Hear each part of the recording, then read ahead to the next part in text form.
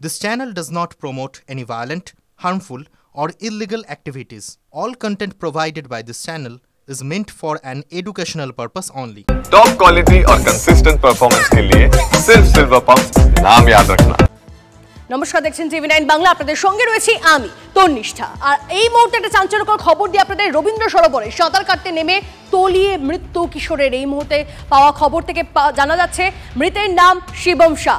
আর কি জানা যাচ্ছে, কিভাবে ঘটলো এই দুর্ঘটনা, সমস্তটাই জানবো। আমাদের প্রতিনিধি সত্যজিৎ আমাদের সঙ্গে রয়েছেন সরাসরি। সত্যজিৎ, কি জানা যাচ্ছে এখনো অবধি?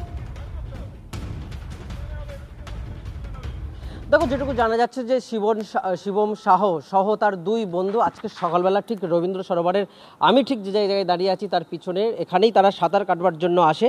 এবং যারা এখানকার স্থানীয় যারা ছিলেন, যারা প্রত্যক্ষদর্শী বা যারা সিকিউরিটি, তাদের সঙ্গে আমরা কথা বলে যতটুকু জানতে পারছি যে এই শিবম শাহ তিনি জানিয়েছিলেন যে তার সাঁতারের প্রশিক্ষণ আছে, তিনি সাঁতার জানেন এবং জোরপূর্বকই একরকম সিকিউরিটির সঙ্গে কথা বলেই তারা কিন্তু এখানে নেমেছিল।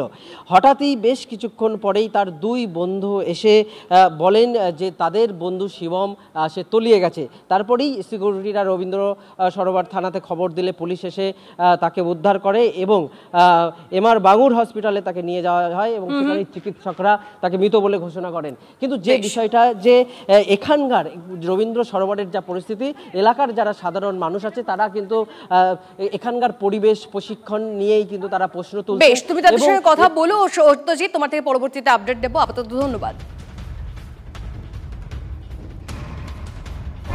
আহমেদাবাদে বিমান বিপর্যয়, তারপর কেদারনাথে সেখানে হেলিকপ্টার দুর্ঘটনা। হেলিকপ্টারে থাকা 7 জন যাত্রীর মৃত্যু হয়েছে বলে খবর পাওয়া যাচ্ছে। কথা বলবো সুজয়, আমাদের প্রতিনিধি আমাদের সঙ্গে রয়েছেন। সুজয়, কি কারণে এমন দুর্ঘটনা ঘটলো? প্রতিকূল আবহাওয়া? অত্যন্ত মর্মান্তিক ঘটনা আজকে আবার ঘটেছে। যখন একটি বেসরকারি সংস্থা হেলিকপ্টার যখন যাচ্ছিল, তখন আচমকাই খারাপ আবহাওয়ার কারণে হেলিকপ্টারটি ক্র্যাশ করে এবং সেই হেলিকপ্টারের মধ্যে পাইলটকে ধরে মোট 7 জন ছিল, যাদের মধ্যে 5 জন নিশ্চিত মৃত্যু হয়েছে, সেটা স্থানীয় প্রশাসন সূত্রে খবর। এবং এই 5 জনের মধ্যে একজন শিশু রয়েছে, তেমনটাও জানা যাচ্ছে। ইতিমধ্যে ঘটনাস্থলে এনডিআরএফ এবং এসডিআরএফ এর টিম তারা উদ্ধার কাজে নেমেছে। কিন্তু যে জায়গাটিতে হেলিকপ্টারটি ভেঙে পড়েছে সেটি কিন্তু রাস্তা থেকে বেশ কিছুটা ঘন জঙ্গল এবং একটা প্রতিকূল একটা পরিস্থিতির মধ্যে ভেঙে পড়েছে। সুতরাং সেখানে পৌঁছতে উদ্ধারকারী দলের কিছুটা সময় লেগে যায়।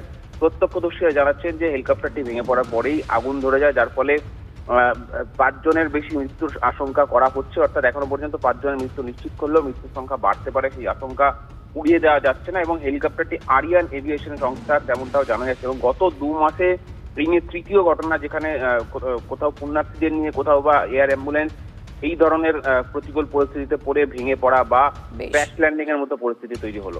বেশ, ধন্যবাদ সুজয়।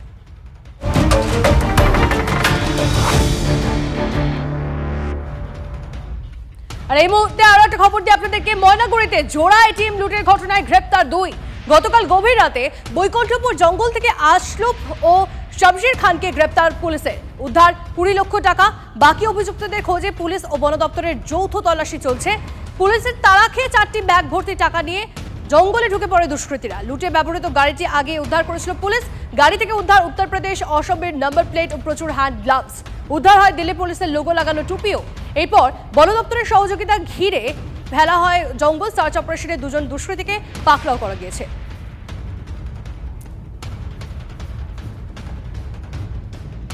আরো একবার আপনাদেরকে ময়নাগুড়ি